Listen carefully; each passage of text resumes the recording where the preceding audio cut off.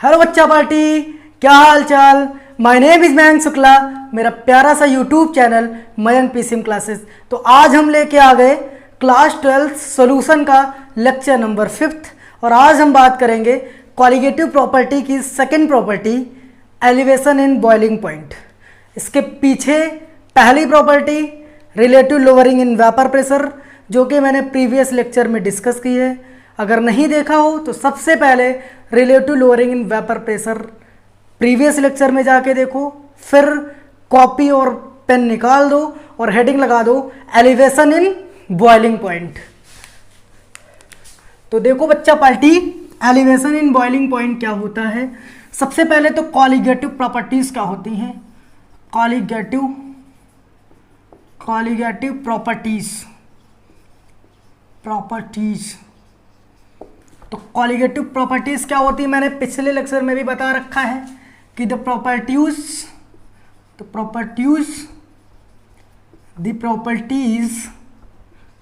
Of solution which depend upon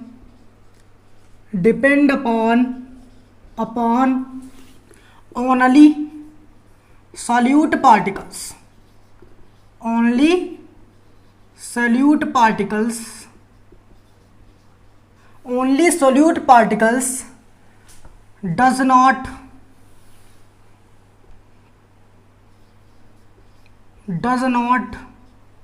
depend upon nature of solute. बच्चों, nature of solute पे depend नहीं करती। बोलो भैया।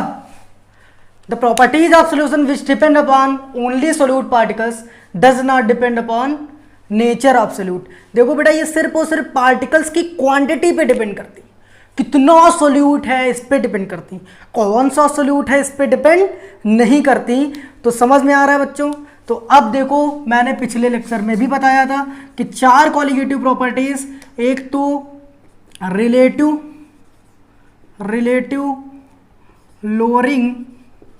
Lowering in vapour pressure, number 2 elevation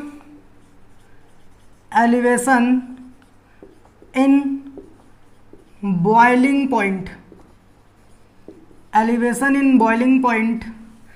depression in freezing point, और अगली थी ऑस्मोटिक प्रेशर। ठीक है बेटा।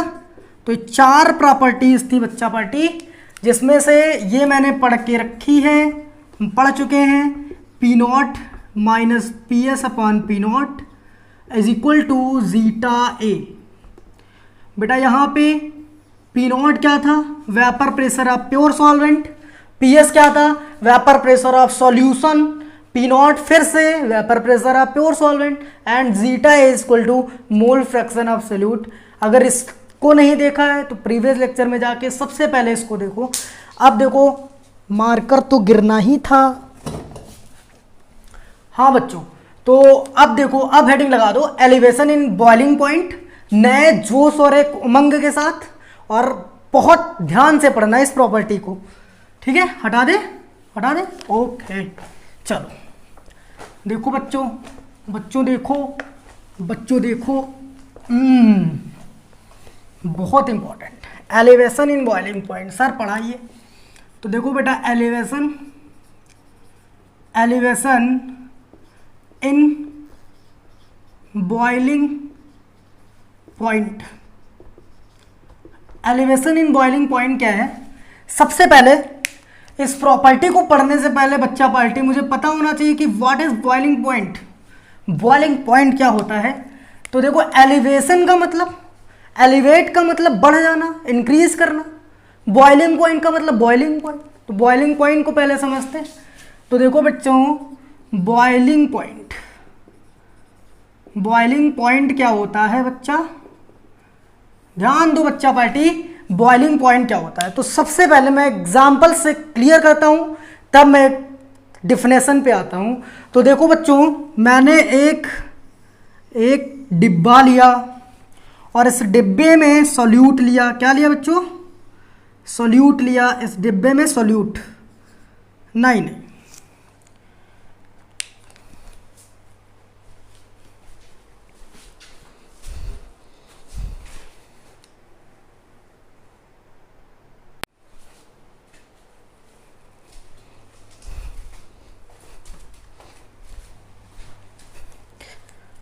हाँ बच्चों, तो सबसे पहले मैंने एक डिब्बा लिया और डिब्बे में क्या लिया? Pure water. ध्यान देना बच्चा, प्योर पानी, प्योर पानी सर ले लिए। अब क्या करेंगे आप? ये तो मैं लेके बैठा हूँ पीने के लिए। हाँ बच्चों, पीना नहीं है इसे, इस पे मुझे एक्सपेरिमेंट करना है और ज़रा दिमाग लगाना बच्चों। ये क्या है? ये प्योर पानी। क्या है बच्चों? प्योर पानी। हमने क्या किया?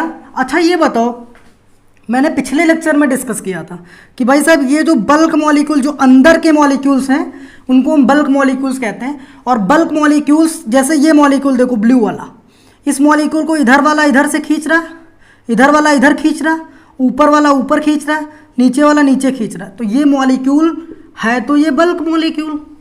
कौन सा मॉलिक्यूल बच्चा? Bulk molecule. बट ये स्टेबल है। क्या है बच्चा? स्टेबल। स्टेबिलिटी ज़्यादा है क्योंकि भाई चारों तरफ से बैलेंस, बैलेंस, बैलेंस का मतलब स्टेबल। तो स्टेबिलिटी ज़्यादा यानी एनर्जी इसकी कम होगी। क्या होगी बच्चों? एनर्जी क्या होगी? कम होगी। अच्छा भाई, यहाँ मॉलिक्यूल से जो सरफेस मॉलिक्यूल है बेटा, जो सरफेस मॉलिक्यूल है, बोलो यार, सरफेस मॉलिक्यूल है, उनकी स्टेबिलिटी कम। स्टेबिलिटी कम क्यों सर? स्टेबिलिटी इसलिए कम है, स्टेबिलिटी इसकी कम है क्यों? क्योंकि भाई इधर वाला देखो, इस मॉलिक्यूल को देखो, ब्लू वाले को, इधर वाला इधर खींच रहा, इधर वाला इधर, नीचे वाला नीचे, ऊपर तो खींचने वाला कोई है नहीं भाई, ऊपर तो कोई खींच नहीं रहा, यानी अनस्टेबल। अनस्टेबल का मतलब है इसकी एनर्जी ज़्यादा होगी भाई। सरफेस मॉलिक्यूल है, मोर एनर्जी। याद कर लो, रट लो बच्चा। अरे यार, तुमको अभी छत पे खड़ा कर दें 10 मंजिल पे और कहें कि वही खड़े रहो 20 साल तक, खड़े रहोगे? एनर्जी तो बहुत रहेगी बट स्टेबिलिटी नहीं होगी, भागोगे नीचे की तरफ। समझ आ रहा है? तो सरफेस मॉलिक्यूल्स क्या रहते हैं? स्टेबिलिटी इनकी कम रहती है बट एनर्जी इसकी ज़्यादा रहती है। अब जरा ये देखो, अच्छा इन सब मॉलिक्यूल्स पे एक ऊपर से प्रेशर लग रहा है जिसको हम कहते हैं PATM। क्या कहते हैं? PATM, atmospheric pressure 1 ATM। 1 ATM बराबर होता है बेटा कितना बच्चों? 760 mm ऑफ Hg के। ठीक है, ये प्रेशर ऊपर से लग रहा है। अच्छा, ईच मॉलिक्यूल पे ही प्रेशर लग रहा है यार, हम खड़े हमारे ऊपर लग रहा है, तुम बैठे हो तुम्हारे ऊपर लग रहा है, मॉलिक्यूल छत पे लग रहा है, दीवार पे लग रहा है, सब पे लग रहा है। अब देखो ये मॉलिक्यूल्स, ये प्रेशर इन मॉलिक्यूल को नीचे की तरफ दबा रहा है, नीचे बैठो नीचे बैठो। ये मॉलिक्यूल्स ऊपर की तरफ जाना चाहते हैं, इनके पास एनर्जी ज़्यादा है। नीचे से मैंने कहा इन तुमको तो हम निकाल के रहेंगे यहाँ से। मैंने यहाँ से नीचे बर्नर लगाना स्टार्ट किया, नीचे बर्नर मैंने लगाया और जैसे मैंने बर्नर लगाया मैंने देखा कि यहाँ से हीट एनर्जी रिलीज हुई और इस थर्मल एनर्जी को इन मॉलिक्यूल ने डायरेक्टली एब्जॉर्ब किया। मॉलिक्यूल डायरेक्टली थर्मल एनर्जी को एब्जॉर्ब कर रहे हैं और ये मॉलिक्यूल इनको ही दे रहे हैं एनर्जी। इसने इसको दिया, इसने इसको दिया, फाइनली एनर्जी इनके पास पहुँच गई।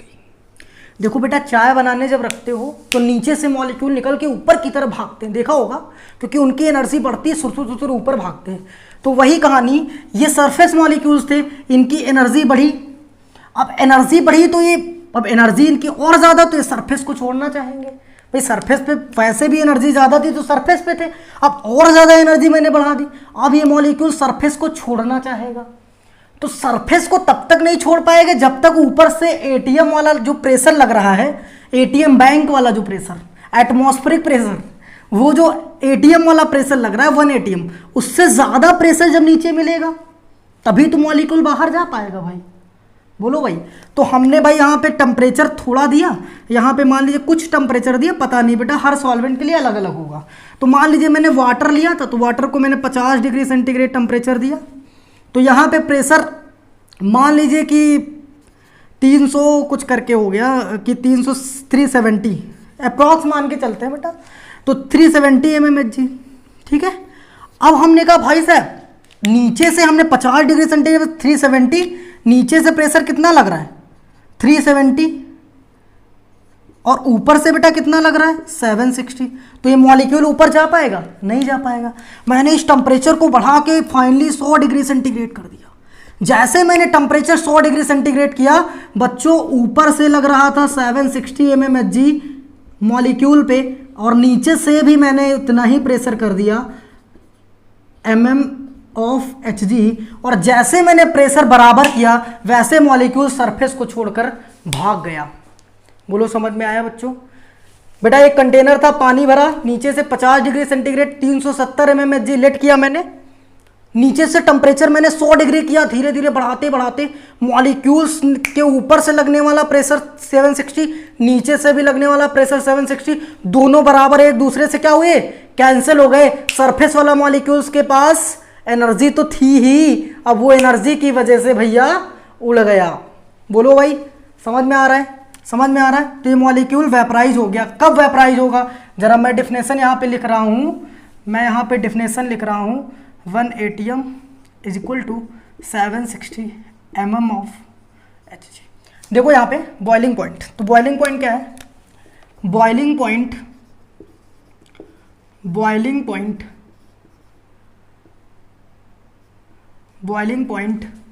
Is that temperature of any liquid, boiling point is that temperature of any liquid at which the vapor pressure of liquid is equals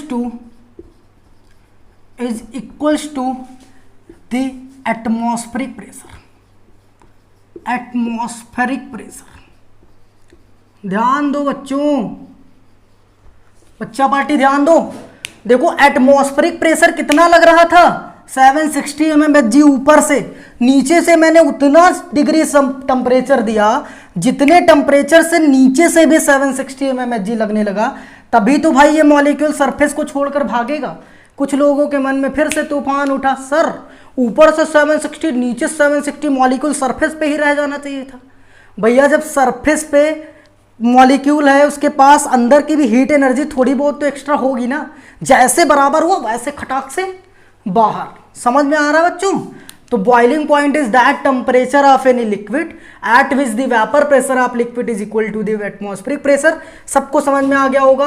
rough कर दे बच्चों, ये हटा दें, ये हटा दें भाई। बिल्कुल सर, ओके 1 2 3। चलो अब देखो बच्चों, देखो बच्चों। हाँ, तो अब आते हैं मेन टॉपिक। तो अब हम पढ़ेंगे एलिवेशन इन बॉइलिंग पॉइंट। तो एलिवेशन इन बॉइलिंग पॉइंट को पढ़ेंगे। तो एलिवेशन इन बॉइलिंग पॉइंट को सबसे पहले हम एक ग्राफ से समझते हैं और फिर हम उसके डेरिवेशन को डिराइव करते हैं। सबसे पहले देखो बच्चा पार्टी, एक छोटा सा ग्राफ बनाया मैंने। छोटा सा ग्राफ क्या है? ध्यान दो बच्चों, यहाँ पे सबसे पहले यहाँ पे टेम्परेचर इन केल्विन, ठीक है, केल्विन डिग्री सेंटीग्रेड में ले लो, कोई प्रॉब्लम नहीं। टेम्परेचर इन केल्विन और ऊपर बेटा वेपर प्रेशर। अच्छा ये बताओ, ध्यान दो बेटा। देखो एटमॉस्फेरिक प्रेशर तो हमेशा इक्वल रहता है ना 760 mmHg। पानी तुम चाहे जितना टेम्परेचर बढ़ा दो, ऊपर से लगने वाला टेम्परेचर तो 760 ही रहेगा। तो वो बेटा हर एक टेम्परेचर पे क्या रहता है? कांस्टेंट रहता है। एटमॉस्फेयर का टेम्परेचर चाहे तुम 7 कुछ भी कर दो वो तो कांस्टेंट रहेगा। तो बच्चों वो ग्राफ यहाँ पे मैं बनाता हूँ। ये ग्राफ है जो कि PATM यानी एटमॉस्फेरिक प्रेशर का ग्राफ है, जो कि टेम्परेचर से इंडिपेंडेंट है। टेम्परेचर बढ़ा रहे हैं बट वो प्रेशर क्या रह रहा है? कांस्टेंट है। प्रेशर क्या है? कांस्टेंट है। तो ये ग्राफ हो गया।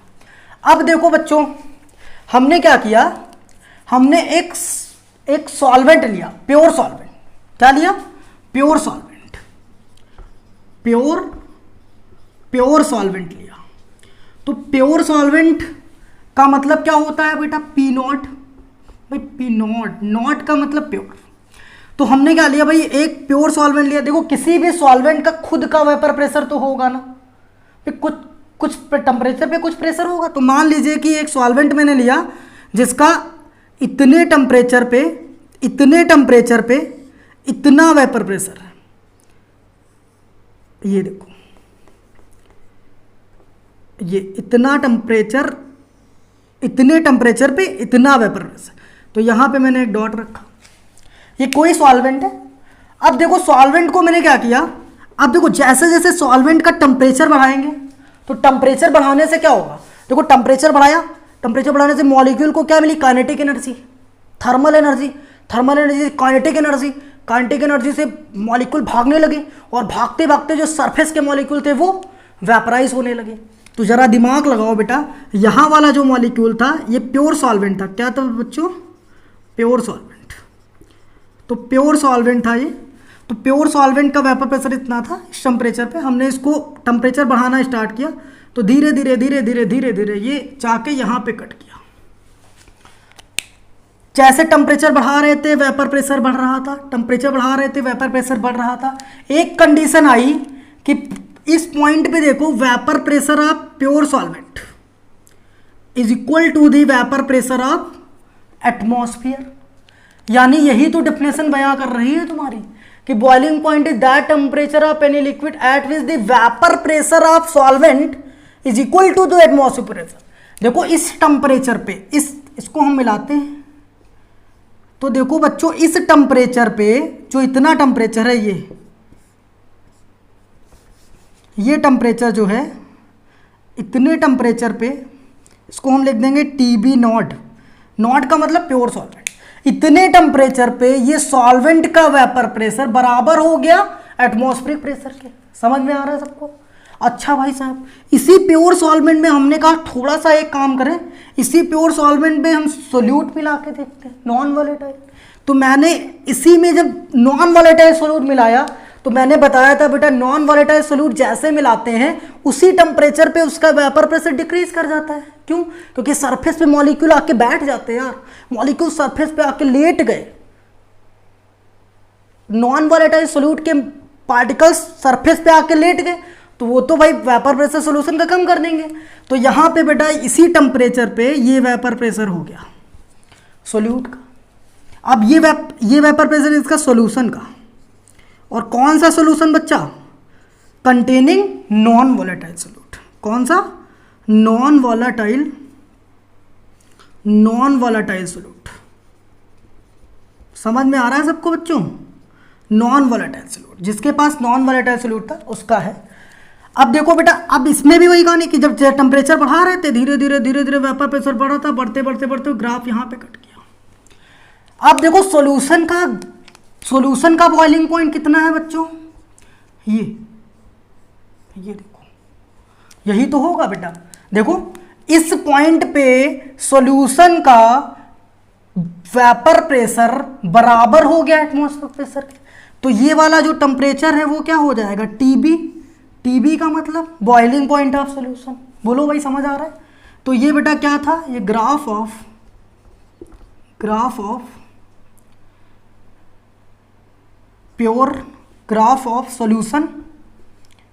Solution containing non volatile solute, pressure versus temperature. समझ में आ रहा है बच्चों? और ये क्या था? ये graph of pure solvent temperature versus pressure. समझ में आ रहा है बच्चों? तो यहाँ पे कितना टेम्परेचर इंक्रीज किया? डेल्टा टीबी, यही तो इंक्रीज किया।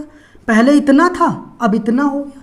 और अगर नॉन वॉलेटाइल डालें, देखो बेटा ध्यान से समझो, और हम इसमें नॉन वॉलेटाइल डाल दिए तो अगर और नॉन वॉलेटाइल डाल दे तो इसी टेम्परेचर पे वेपर प्रेशर और कम हो गया तो ये ग्राफ जाके कहीं यहाँ कट करेगा, और डाल देंगे और यहाँ कट करेगा। यानी बॉइलिंग पॉइंट जितना नॉन वॉलेटाइल बढ़ाते जा रहे हैं बॉइलिंग पॉइंट उतना ही बढ़ता जा रहा है। अब देखो बेटा टीबी क्या था? Boiling point of solution. और बेटा टीबी नॉट क्या था? Boiling point of pure solvent. समझ में आ रहा है बच्चों? अच्छा भाई साहब, अब देखो एलिवेट कितना हुआ, कितना चेंज हुआ, कितना बढ़ा। देखो elevation in boiling point, elevation in boiling point is equal to देखो इतना बढ़ा ना डेल्टा टी बी, इसको हम डेल्टा टी बी लिख सकते हैं। Delta T B is equal to कितना हो जाएगा, टी बी नॉट बड़ा वाला माइनस छोटा वाला, यानी T B minus T B naught. समझ में आ रहा है बच्चों? तो elevation in boiling point T B minus T B naught, सबको समझ में आ गया? बिल्कुल। आगे बढ़िए सर। अब देखो बच्चों, यहां से डेरिवेशन की और ज़्यादा खूबसूरती बढ़ेगी, समझो। अब देखो बेटा, यहां पे हम क्या करेंगे, सबसे पहले डेल्टा टी बी जो है वो डायरेक्टली प्रोपोर्शनल है मोलैलिटी के। सर यहाँ पे मोलैलिटी ही आपने क्यों लिया? मोलैलिटी हमने इसलिए लिया है क्योंकि molality is a specific term, specific concentration term which is shows the relation between solute and solvent. बेटा एक ऐसा कंसंट्रेशन टर्म था जो सोल्यूट और सॉल्वेंट के बीच रिलेशन दिखा रहा था। बाकी सारे सोल्यूट और सॉल्यूशन के बीच में दिखाते हैं, बट इसमें ऊपर क्या होता था, सोल्यूट, नीचे क्या होता था, सॉल्वेंट। तो यहाँ पे वही चीज़ हम कर रहे हैं, यहाँ पे प्योर सॉल्वेंट फिर उसमें सोल्यूट मिला रहे हैं। समझ आ रहा है बेटा? तो यहाँ पे सोल्यूट और सॉल्वेंट का रिलेशन है, इस वजह से मैंने एम का यूज किया है, स्मॉल एम, मोलैलिटी का। तो यहाँ से बेटा देखो delta T B is equal to K B into M. K B क्या है? के बी है बेटा molar elevation constant, molar elevation constant, या फिर हम इसको एब्यूलियोस्कोपिक भी बोलते हैं, एब्यूलियोस्कोपिक कांस्टेंट बोलते हैं। ठीक है?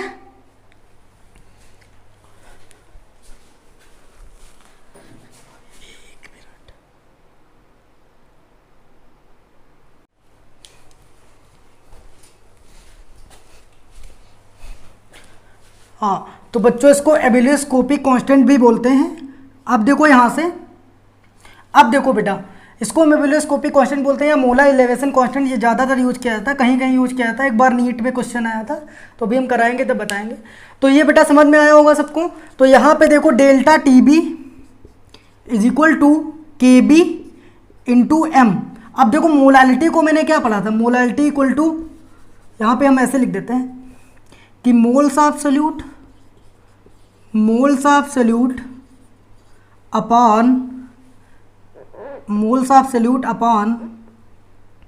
Mass of solvent in KG. यही तो पढ़ा था बेटा, बोलो भाई, सबको समझ में आ रहा है?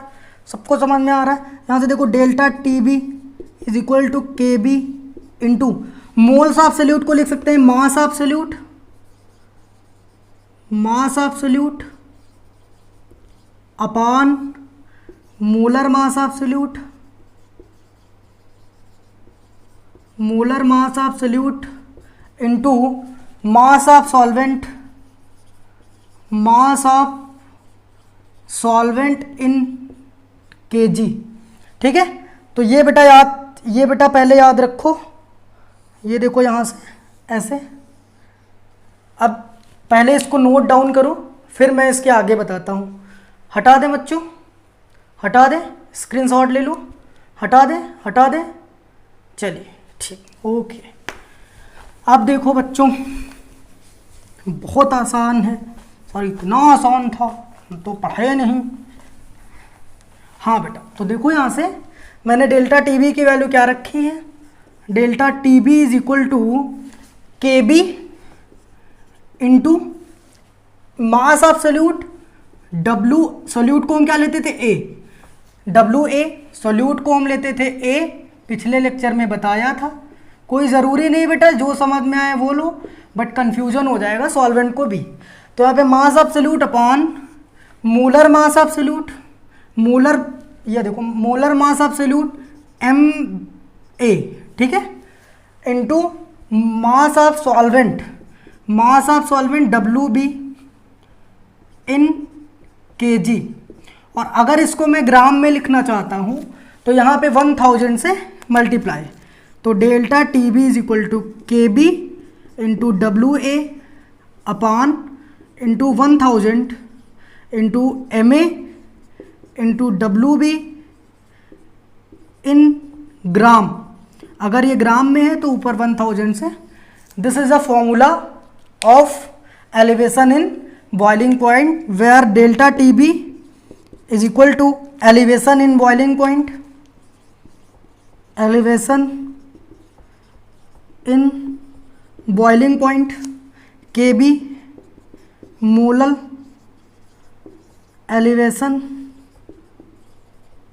कांस्टेंट। बेटा घबराने वाली कोई बात नहीं, इसकी वैल्यू गिवन होगी, के बी की वैल्यू। यहाँ पे डब्ल्यू ए क्या है, mass of solute, mass of solute. W B क्या है, mass of solvent, mass of solvent. और यहाँ पे बेटा एम ए क्या है, molar, molar mass of solute. ठीक है बच्चों, समझ में आ गया। थोड़ा सा काम और बचा है, जल्दी से मैं यूनिट को देख लेता हूँ कि भाई के बी की यूनिट क्या होगी। के बी इज इक्वल टू क्या था, अभी मैंने पढ़ाया था कि यूनिट, इसको हटा दे बेटा, इसको हटा दे, चल।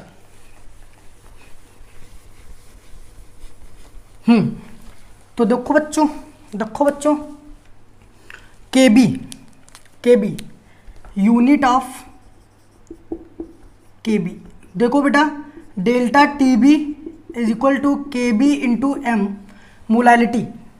तो यहाँ पे delta T B is equal to K B into molality की यूनिट क्या होती है बेटा, मोलैलिटी की यूनिट मोल्स, मोल्स अपॉन के जी, यही तो होती थी। तो यहाँ पे डेल्टा टी बी की kelvin is equal to K B into moles के जी इनवर्स। Any problem? तो यहाँ पे हम इधर लेके जाएंगे, तो यहाँ से के बी की वैल्यू क्या हो जाएगी, केल्विन मोल्स इनवर्स किलोग्राम। ये कहानी है बेटा, समझ में आ रहा है। केल्विन, ये केल्विन हो गई, डेल्टा टी बी, ये मोल्स नीचे आएगा तो मोल इन्वर्स हो जाएगा, और यहाँ पे बेटा के जी इन्वर्स है तो ऊपर आएगा तो के जी हो जाएगा। Any problem? सबको समझ में आ गया। और बेटा ये डिपेंड किस पे करता है, इट डिपेंड अपॉन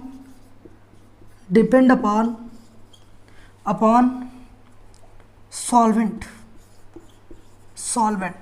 बेटा ये सोल्यूट और सॉल्यूशन पे डिपेंड नहीं करता, ये हर एक सॉल्वेंट के लिए फिक्स होता है, हर एक सॉल्वेंट के लिए फिक्स होता है।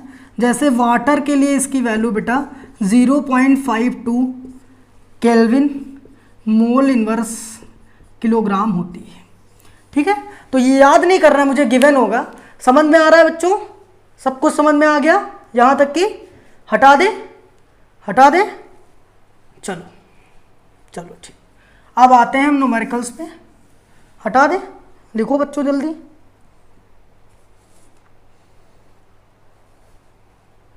हटा दे, चलो ठीक। देखो न्यूमेरिकल्स सर कराइए, न्यूमेरिकल्स। देखो बच्चों न्यूमेरिकल्स क्या है, बॉइलिंग पॉइंट एलिवेट किया तो एलिवेशन इन बॉइलिंग पॉइंट, और अगर डिप्रेस होगा तो depression in freezing point. Sir अब तो कहानी थोड़ी थोड़ी समझ में आ रही, चलो समझ में आनी चाहिए। हाँ बच्चा, तो देखो लगा दो हेडिंग न्यूमेरिकल्स। क्वेश्चन नंबर 1 बेटा 2012 2014 दिल्ली बोर्ड में आ चुका है, सीबीएसई बोर्ड में आ चुका है। क्वेश्चन क्या है, क्वेश्चन कह रहा है अ सॉल्यूशन, ध्यान से समझना बेटा, क्वेश्चन इंपॉर्टेंट है। A solution of glycerol formula C3H8O3 given है बेटा in water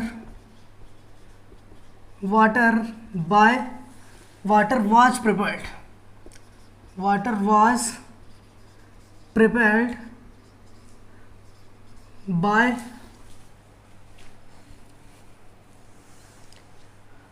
dissolving some glycerol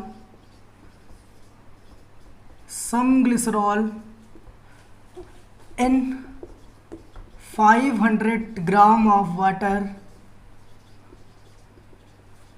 This solution has boiling point 100.42 degree centigrade. ठीक है. What mass of glycerol was dissolved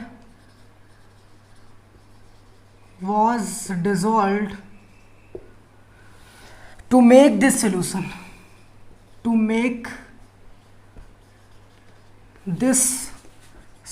बेटा ध्यान से समझो इस क्वेश्चन को. पहले हम इसका कंटेंट लिखते हैं कि अ सोल्यूशन ऑफ ग्लिसरॉल क्या होता है बेटा? ट्राईहाइड्रिक एल्कोहल होता है. CH2OH, CHOH और बच्चों CH2OH. बच्चा पार्ट ये याद रखना. ट्राईहाइड्रिक एल्कोहल है, एल्कोहल फिनॉल एंड ईथर में पढ़ेंगे इसे. ट्राईहाइड्रिक का मतलब 3 OH ग्रुप लगे हुए हैं.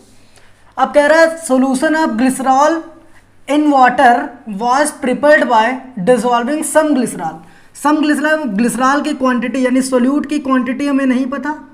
WA equal to question mark. Formula मैंने बता रखा है शुरुआत पहले ही. Some glycerol in 500 gram of water. WB quantity of solvent कितना है बेटा? 500 ग्राम. ठीक है. This solution has boiling point 100.42 degree centigrade. बेटा सोल्यूशन का बॉइलिंग पॉइंट यानी TB equal to 100.42 degree centigrade. ठीक है. What mass of glycerol was dissolve to make this solution. ठीक है. सम ग्लिसरॉल यहाँ पर भी वही कह रहा था. तो व्हाट मास WA निकालना है. ठीक है. तो अभी हमें क्या पता है? इतना तो पता है मुझे.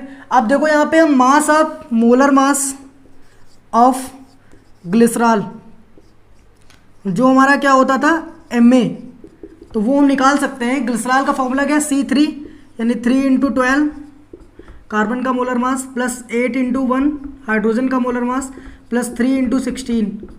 तो बेटा कितना आएगा? 12 3 36 प्लस 8 प्लस 48. ठीक है. तो ये आ जाएगा बेटा 92. ठीक है.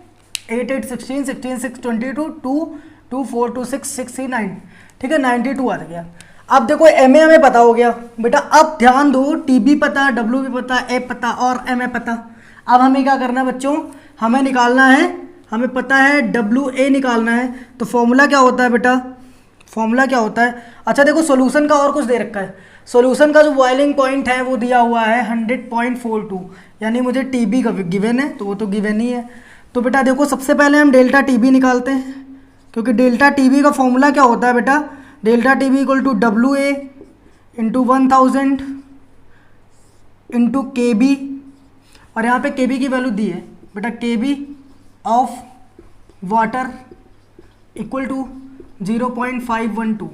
ठीक है. ये गिवन है. यूनिट बेटा केल्विन किलोग्राम मोल इनवर्स. ठीक है. ये गिवन है बेटा, पहले से गिवन है क्वेश्चन में. तो यहाँ पे देखो बेटा, हाँ KB अपान MA इंटू WB इन ग्राम. बोलो भाई यही तो था फॉर्मूला, यही था. अच्छा भाई ये B है, अच्छा वाला भी ब्रांडेड. हाँ तो अब देखो बेटा डेल्टा TB, हमें डेल्टा TB अगर पता हो जाए तो WA हमें निकालना है 1000. KB हमें पता है, MA भी पता है, MA भी पता है और WB भी पता है. तो सबसे पहले डेल्टा TB इक्वल टू क्या होगा बच्चों? TB minus TB naught. तो delta TB equal to TB क्या है बच्चों? TB क्या है? 100.42 माइनस TB नॉट. वाटर का बेटा फ्रीजिंग पॉइंट कितना होता है? सॉरी वाटर का बॉइलिंग पॉइंट कितना होता है? 100 डिग्री सेंटीग्रेड. तो 100 तो is equal to 0.42 degree centigrade. Any problem? Delta TB की वैल्यू निकल आई, पुट कर दो यहाँ पे. तो यहाँ कर रहे हैं बच्चों. तो यहाँ देखो डेल्टा TB की वैल्यू कितनी है बच्चा? 0.42 इज इक्वल टू WA कितना है? गिवन है, हमें निकालना है. WA इंटू 1000 इंटू KB कितना है? KB कितना बच्चा? 0.512 0.512 अपॉन एम ए कितना है, एम ए कितना है बच्चों 92 इंटू डब्ल्यू बी कितना है, डब्ल्यू बी ये देखो 500, ठीक है, एनी प्रॉब्लम। तो यहाँ से इससे हमारा बोलो भाई 5 2 जा 10, 2 से इसको उड़ा दो, 2 4 जा 8 और 2 6 जा 12, ठीक है। अब बाकी सबको इधर भेज दो, तो यहाँ से डब्ल्यू ए इक्वल टू कितना आ जाएगा 0.42 इंटू 46 अपॉन ये देखो ये क्रॉस मल्टीप्लाई, नीचे कितना आ जाएगा, नीचे आ जाएगा 0.512, बस और तो कुछ बचा नहीं, सब सॉल्व हो गया। अब देखो पॉइंट से पॉइंट मरा, यहाँ 0 पड़ा, उड़ा दो बेटा, किससे कटेगा 2 से 21, और यहाँ पे 2 2 जा 4 1 2 5 जा 10 2 6 जा 12, ठीक है 256 और कटेगा, हाँ बेटा। तो 4 से उड़ा दो इसको, 4 1 जा 4 4 1 जा 4 और 4 5 जा 20, तो 4 6 जा 24 1 4 4 4 4 जा 16 64, और किसी से जाएगा नहीं जाएगा बेटा। तो यहाँ पे देखो मल्टीप्लाई करा दो इसको, तो 21 इंटू 115, तो कितना आएगा बेटा, ये देखो 115, 21 से मल्टीप्लाई करा दो 5 1 1 5 2 जा 10 0 1 5 2 1 जा 2 3 2 1 जा 2, ठीक है। तो हो जाएगा 5 और 1 3 1 4 और 2 2 4 1 5, तो बच्चा ये कितना आ गया, यहाँ कर दे रहे हैं 2415 डिवाइडेड बाय 64, ठीक है। तो 64 को डिवाइड कर दो फटाक से, कहाँ कर दें बच्चों, यहीं पे कर दें, देखो 2415 डिवाइडेड बाय 64, तो 64 कितने टाइम जाएगा बेटा, 6 3 जा 18, 6 4 जा ज़्यादा हो जाएगा 3 टाइम्स, 3 4 जा 12 2 1 3 6 जा 18 18 1 19, ठीक है। तो 1 11 11 2 9, तो यहाँ कितना बचा 3, यहाँ 4, ठीक है 49, 5 ऊपर से कैरी, कितना 495 कितनी बार जाएगा 7, 4 7 जा 28 8 2 4 6 जा 7 4 जा 28 8 2 7 6 जा 42 42 44, ठीक है। तो 5 8 7 और यहाँ पे 8 8 4 47, पॉइंट लगाया 0 बढ़ाया 470, कितने टाइम जाएगा बेटा, कितने टाइम जाएगा भाई, वही 7 टाइम जाएगा, तो 37.7 37.7 इज राइट आंसर। तो एनी प्रॉब्लम, सबको समझ में आया होगा ये। पहला क्वेश्चन हटा दें, बोलो बच्चों। सबसे पहले क्या दिया हुआ था मुझे, डब्ल्यू ए निकालना था, डब्ल्यू भी पता था, टी बी पता था, टी बी क्या था फिर से समझ लो, delta T B elevation in boiling point, W A mass of solute, molar mass of solute, mass of solvent, और K B molar elevation constant. हटा दे बच्चों, चलो वेरी गुड। नेक्स्ट क्वेश्चन की तरफ चलते हैं, हंसते खेलते खेलते गाते, और हम पहुंचेंगे नीट के क्वेश्चन पे, जो कि बहुत आसान है और बहुत बार पूछा गया है कुछ नहीं बेटा इस क्वेश्चन में, इम्पोर्टेंट है, 2016 का एक कैरियर है बच्चों का, बच्चों ने किया होगा मैं उम्मीद करता हूँ। तो ये बेटा 16 का क्वेश्चन है, नीट 2016। उम्मीद नहीं करोगे कि इतने सरल क्वेश्चन भी आते हैं। क्वेश्चन नंबर 2, क्वेश्चन कह रहा है, हाँ क्वेश्चन कह रहा है बेटा,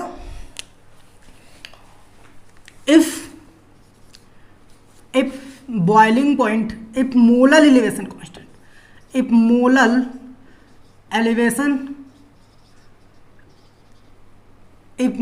elevation constant of water be 0.56 kelvin kilogram mole inverse, ठीक है। if 6 ग्राम ऑफ यूरिया, बेटा यूरिया का formula NH2CONH2 dissolved in 200 gram of water, calculate the calculate the boiling point of solution. बहुत आसान है। ऑप्शन बेटा तुम्हारे सामने, ऑप्शन तुम्हारे सामने। पहला ऑप्शन 1000.28, दूसरा ऑप्शन 109.28, तीसरा ऑप्शन नंबर सी 3 10.28 और चौथा ऑप्शन 109.26। बेटा ऑप्शन तुम्हारे सामने है, आंसर निकालना है तुम्हें। तो बेटा सॉल्व करते हैं इस क्वेश्चन को। If molar elevation constant of water be, तो मोलर एलिवेशन कांस्टेंट गिवन क्या है बच्चों? गिवन क्या है? मोलर एलिवेशन कांस्टेंट क्या होता है भाई? Kb की वैल्यू 0.52। यहाँ तक सबको समझ में आ रहा होगा। If 6 gram of urea solute का मास Wa कितना है बच्चों? कितना है? 6 ग्राम। ठीक है, यहाँ पे NH2 फॉर्मूला दिया हुआ है, तो मास, मोलर मास भी निकाल सकते हैं। मोलर मास कैसे निकालेंगे? NH2 N कितने है बेटा? 2, तो 2 × 14 होता है मोलर मास N का। फिर H कितने हैं? 2 और 2 4, 4 × 1 प्लस कार्बन कितने हैं? कार्बन 1, तो 12 प्लस ऑक्सीजन कितना है? 1, 16। तो टोटल कितना आएगा? टोटल आएगा बेटा 60। कितना आएगा? 60 निकाल लेना, इत्मीनान से निकाल लेना। ठीक है, तो ये हो गया। अब क्या हुआ? Dissolve in 200 gram of water WB 200 gram. Calculate the boiling point of solution. Boiling point of solution का मतलब TB = क्वेश्चन मार्क। बेटा TB नॉट की वैल्यू तो बच्चों सबको पता है कितनी होती है, 100 डिग्री सेंटीग्रेड की। वाटर का कह रहा है, वाटर की कितना होता है यार बॉइलिंग पॉइंट? 100 degree centigrade. समझ में आ रहा है सबको?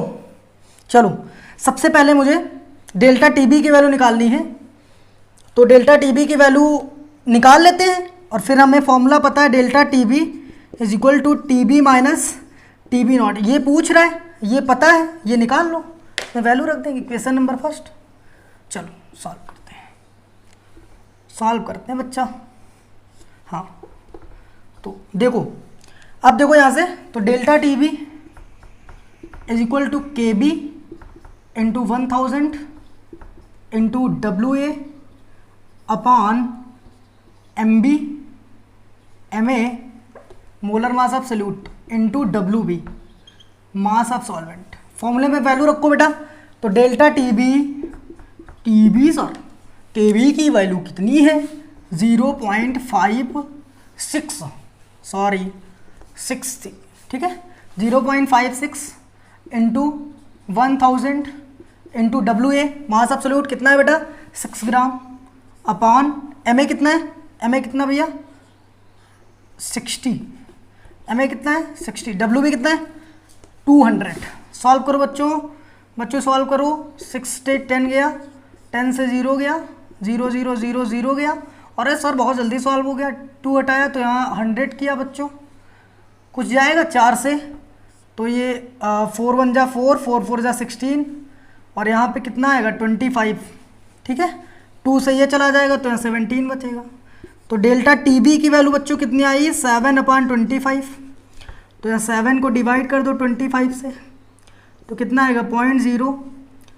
25 2 जा 50, तो यहाँ कितना बचा? 20 पॉइंट तो लगा यार पहले से 0, तो 8 टाइम चला जाएगा, तो कितना आ गया? 0.28।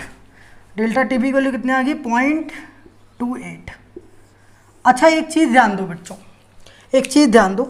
यहाँ पे कुछ लोग सोच रहे होंगे सर ये बताइए सर डेल्टा TB की वैल्यू निकाल लेते। चलिए ठीक है, अभी तो निकाला, अभी तो हमने कुछ किया नहीं, ये 0.2 आ गया। अब हम क्या करेंगे बेटा? केल्विन और डिग्री सेंटीग्रेड से कोई फ़र्क नहीं पड़ने वाला है इसमें। क्यों? क्योंकि बेटा अगर हम मान लीजिए मुझे TB नॉट की वैल्यू, TB की वैल्यू दे रखी है, कुछ भी दे रखी है, मैं मान लीजिए 10 डिग्री सेंटीग्रेड दे रखी, तो 10 डिग्री सेंटीग्रेड को जब हम TB नॉट माइनस TB, अगर हमें TB दे रखा 10 डिग्री सेंटीग्रेड, तो TB नॉट यानी वाटर में से घटाएंगे, तो बेटा अगर हम केल्विन में रखेंगे तो 273 तो माइनस ही हो जाएगा। इस वजह से हम यहाँ पे कोई यूनिट का ध्यान नहीं देंगे। अगर हमें डिग्री सेंटीग्रेड में दिया है तो उसको हम केल्विन में रखेंगे या डिग्री सेंटीग्रेड में रखें, कोई फर्क नहीं पड़ने वाला। समझ में आ रहा है? डिग्री सेंटीग्रेड बराबर हो जाएगा केल्विन के, क्योंकि माइनस करने में कोई फर्क नहीं पड़ेगा। तो ये बच्चों ये समझ में आया सबको? तो इसकी वैल्यू बच्चों यहाँ रख दो। तो यहाँ से T B is equal to क्या है, delta T B plus T B naught. अभी मैं उस चीज़ को क्लियर करूँगा आगे। तो यहाँ से टी बी की वैल्यू बच्चों क्या आ गई, डेल्टा टी बी कितना है 0.28 और प्लस का ये कितना बच्चा 100। तो आंसर तुम्हारा कितना आ गया 100.28। तो कौन सा ऑप्शन टिक करोगे बच्चों, कौन सा ऑप्शन टिक करोगे? This is a right answer. समझ में आ रहा है बच्चों? कोई दिक्कत? अच्छा ये कहाँ से टिक कर दिया, गलत टिक कर दिया बच्चों, ये वाला। ठीक है 100.28, तो 109.28 डिग्री सेंटीग्रेड था। समझ में आ गया बच्चों? समझ में आ गया? समझ में आ गया? सबको आ गया? मत रफ करें। ओके चलो नेक्स्ट क्वेश्चन की तरफ बढ़ते हैं। Question number 3, it is a very important question, very very very important question, very very very important question. Question क्या है सर लिखो, आइए जल्दी से, हम बहुत उत्सुक हैं करने के लिए। देखो बेटा क्वेश्चन नंबर 3 क्या है, वेरी इंपॉर्टेंट क्वेश्चन, नीट 1999 में आ चुका है, फेमस क्वेश्चन है। क्वेश्चन क्या कह रहा है, if 0.15 gram of non volatile solute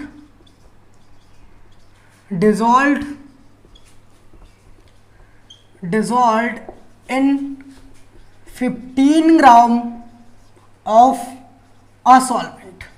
बच्चों यहाँ पे दोनों ही लापता, सोल्यूट भी लापता, सॉल्वेंट भी लापता, केवल क्वांटिटी दी हुई है बच्चों, नाम गांव कुछ नहीं है बेटा, सब लापता है। ठीक है, तो if 0.15 gram of non volatile solute dissolved in 15 gram of a solvent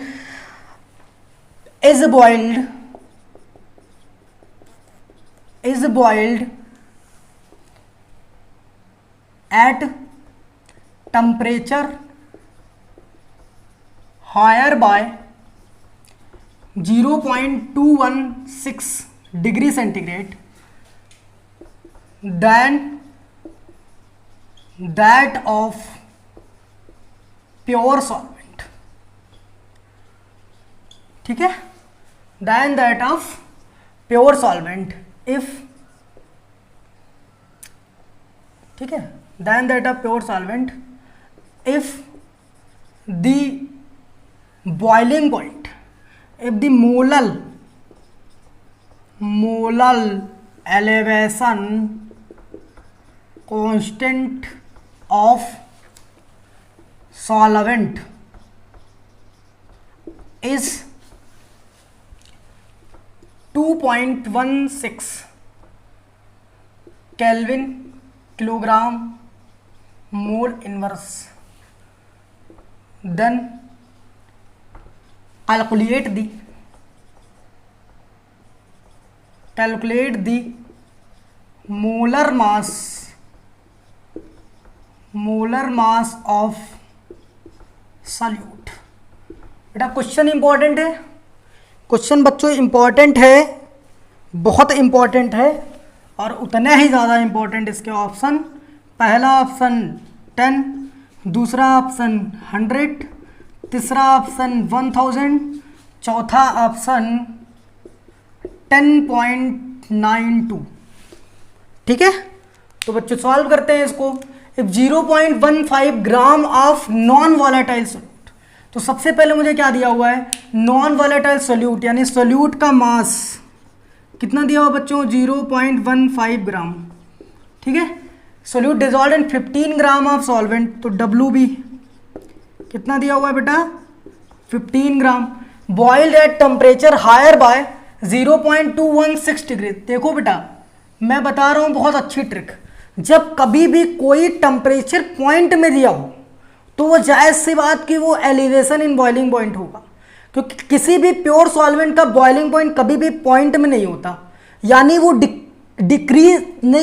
increase किया होगा, इंक्रीज करने के बाद यानी वो एलिवेशन इन बॉइलिंग पॉइंट होगा बच्चों। तो ये पॉइंट में दिया हुआ है, यानी ये delta T B is equal to 0.216 degree centigrade, ठीक है।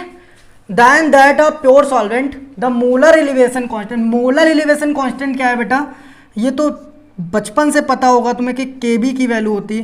केबी कितना दिया हुआ है 2.16 केल्विन किलोग्राम मोल इनवर्स। बेटा अब यहाँ पे एक बच्चों को दिक्कत आती है, calculate the molar mass of solute यानी Ma is equal to question mark. Solute बच्चों को दिक्कत ये आती है कि भाई सर ये बताइए आप कि यहाँ पे ये डिग्री सेंटीग्रेड में दिया हुआ है, ये तो केल्विन में दिया हुआ है, तो क्या हम इनको चेंज करेंगे? No change air. बिकॉज क्यों चेंज नहीं करेंगे बेटा, क्योंकि अगर हम डेल्टा टीबी की वैल्यू 2.216 डिग्री सेंटीग्रेड दी हुई है, ठीक है, तो हम इसको डिग्री सेंटीग्रेड में ही रखेंगे। क्यों रखेंगे मैं अभी बताता हूँ।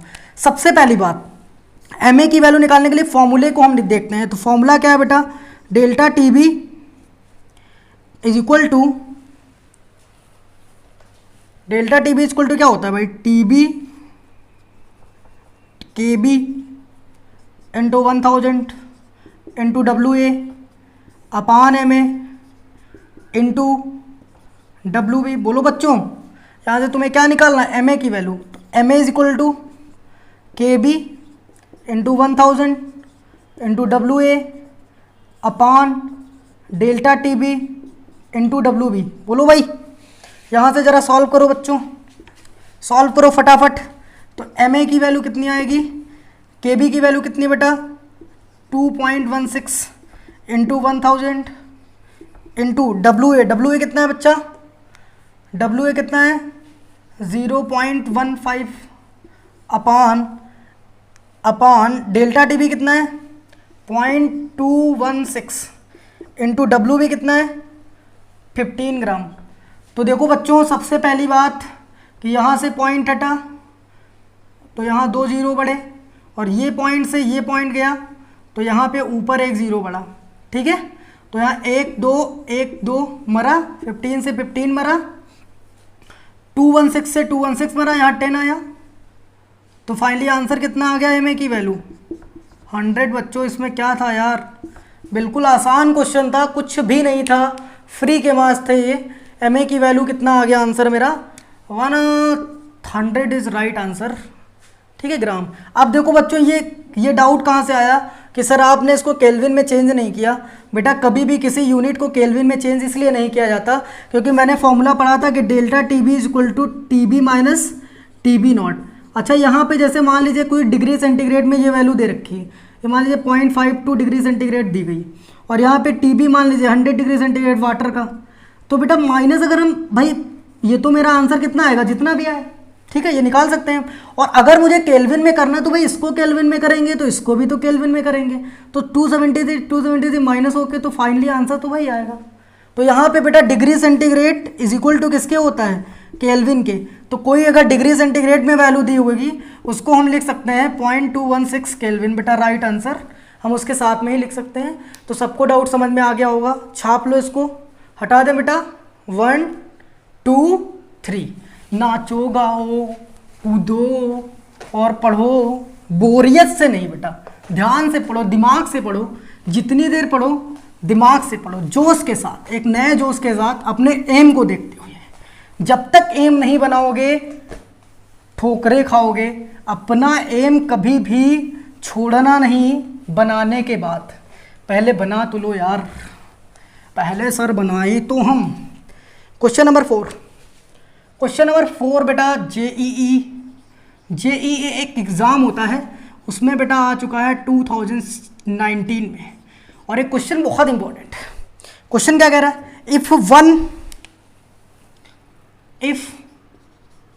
One gram of non volatile solute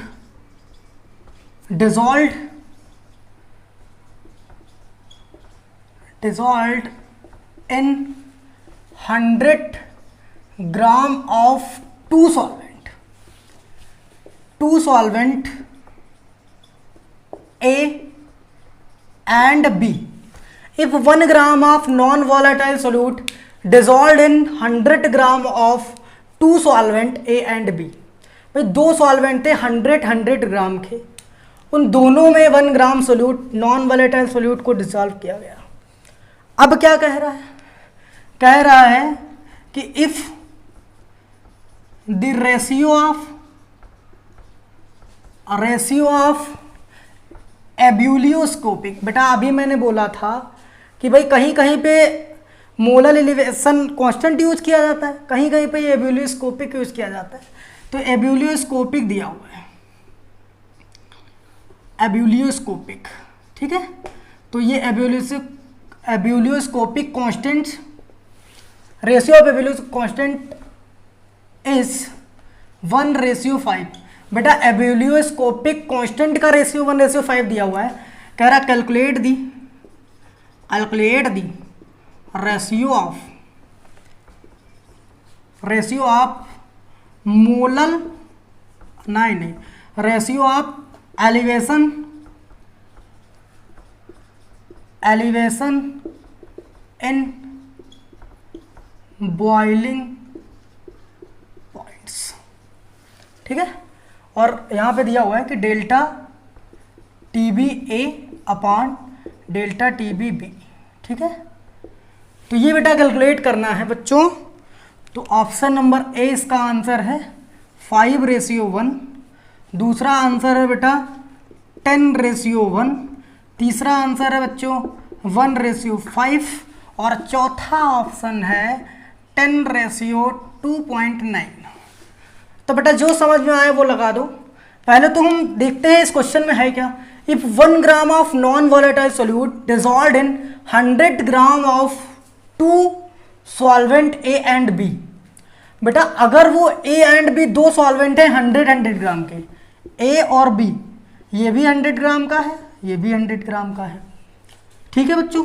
इसमें भी 1 ग्राम सोल्यूट 1 ग्राम सोल्यूट, सेम सोल्यूट। तो अगर सेम सोल्यूट होगा तो इसका मोलर मास भी सेम होगा दोनों के लिए। और मोलर मास अगर सेम है दोनों का तो भाई मोलालिटी का फॉर्मूला क्या होता है यार, WA upon MA into WB, यही तो होता है फॉर्मूला। तो जब मोलालिटी में वेट दोनों का सेम है, मॉलिक्यूलर मास सेम है और सॉल्वेंट का मास भी सेम है, तो दोनों की मोलालिटी यानी MA = MB हो गया बच्चों। बेटा यही एक कन्फ्यूजन क्वेश्चन था, इसी वजह से ये क्वेश्चन पूछा गया, यही कन्फ्यूजन टर्म है। यानी इसमें गिवन मुझे क्या है, गिवन है बच्चों MA = MB because same solvent, same solute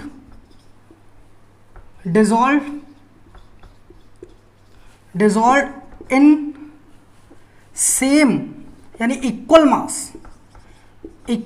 mass of solvent, ठीक है। इक्वल मास ऑफ सॉल्वेंट में है सेम सोल्यूट, तो इसलिए इसकी मोलालिटी क्या है, इक्वल है। तो देखो बेटा, तो डेल्टा TB की वैल्यू बच्चों क्या होती है बताओ जरा। डेल्टा TB, और इसको ऐसे लिख दे, डेल्टा TBA = क्या हो जाएगा, KBA, ठीक है, इंटू M। और यहाँ पे delta TBB = KBB into MB। तो इन दोनों का रेशियो ही तो निकालना है। तो ये मर गया क्योंकि इक्वल है, तो बस खत्म यार। KBA इंटू KBB, ये तो दिया ही हुआ है यार तुम्हें। बताओ क्या था इस क्वेश्चन में, टिक करने वाला भी नहीं था क्वेश्चन।